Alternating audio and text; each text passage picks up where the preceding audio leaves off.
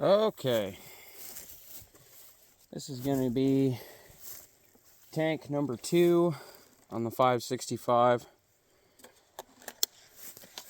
She's cold. Yeah, it hurts.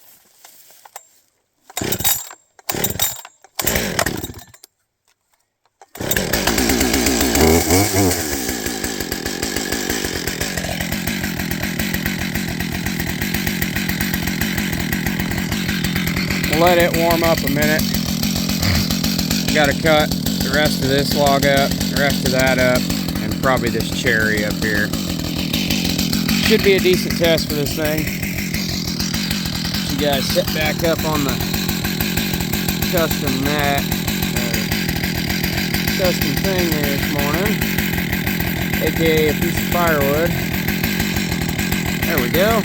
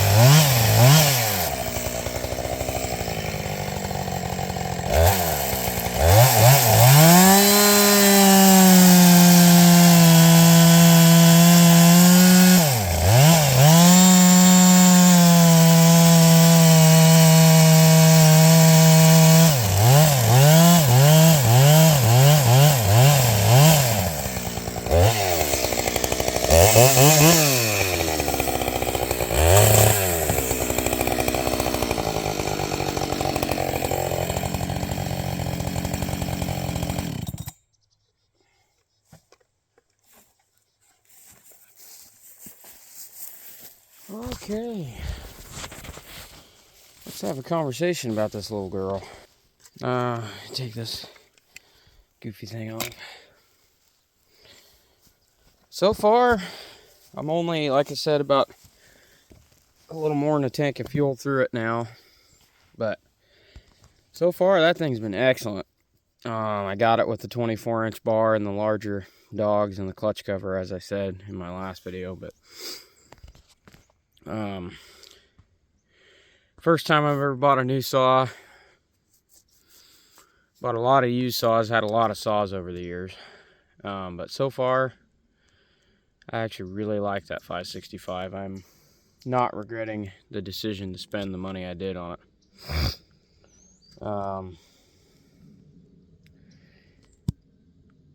Smooth, pretty good power.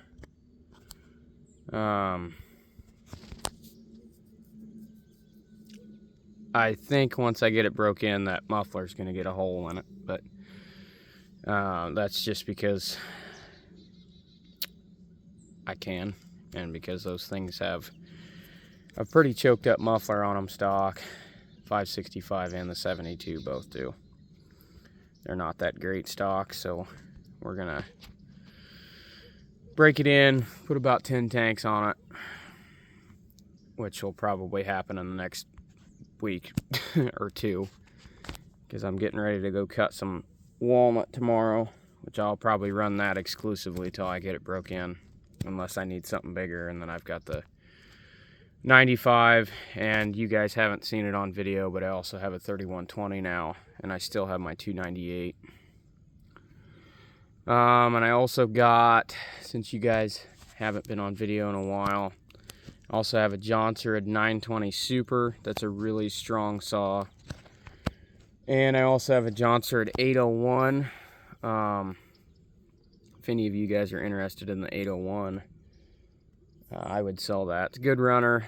I put a carb kit and some fuel lines in it. I had to make some fuel line work, but it runs, it idles, cuts great. It's just the anti-vibe's not there. And what I mean by not there is it's super primitive, and my hands don't do well to really vibrate-y saws. It's one of the reasons why I don't run my 1010s much anymore. Just because I can run them for a day or two doing firewood or stuff like that, but I can't run them when I'm logging anymore. They're a little hard on the hands at times.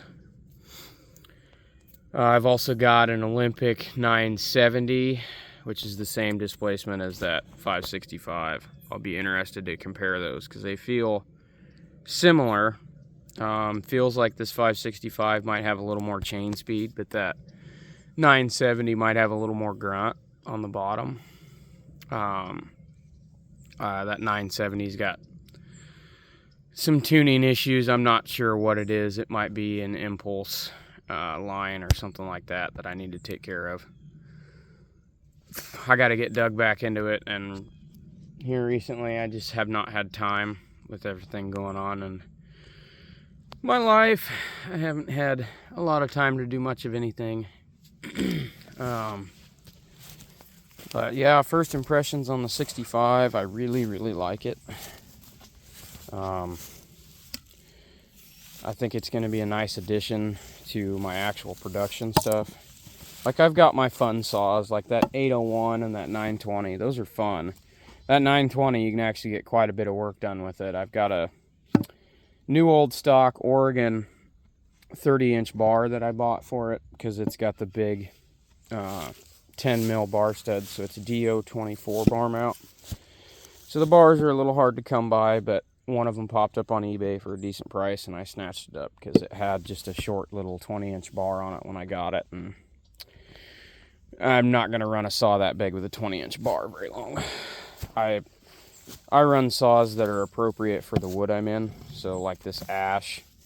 Honestly, I should probably be running something smaller because most of it is 10 to 12-inch wood. I mean, some of it, like that stuff over there, that's 22-inch wood, but most of it is, I'm gonna say 15 to 6. Big saws aren't necessary, but, or bigger saws anyway. I could get away with one of my good running 61s or a 55 Rancher or something like that. I've got a 50 Rancher that I need to get on video also that's super clean. I've also got a 281 that I need to get some pictures of because it's too nice for me. It needs to be in somebody's shelf queen collection, so I'm going to take some pictures of it and maybe a short video and sell it, because I can't do shelf queens. That 920 was borderline a shelf queen, and I should probably sell it also, but after running it, I like it. It's strong. It's got decent enough chain speed. It's got pretty good grunt on the bottom. The only thing I don't like, and it's my fault, is it's heavy with that bar, because that bar is an old Oregon bar, and it's heavier than a regular 32-inch bar. It's freaking heavy, and that power head's not exactly the lightest to begin with anyway, so just adding to a compounding issue. But yeah, that's just about, I think, all I wanted to ramble on today. We'll see how this 565 restarts now that it's sat here for a minute after warming up. It's like 50 degrees out here, southern Iowa this morning, so you guys even see the saw? Not really. Stay up there. Okay, we'll give her a restart, and then we'll probably cut you guys off, and I'm gonna split a little bit of this.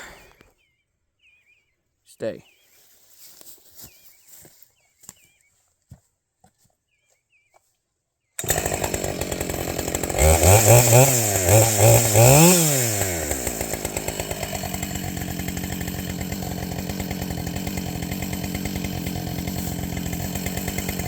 That's all for now, folks.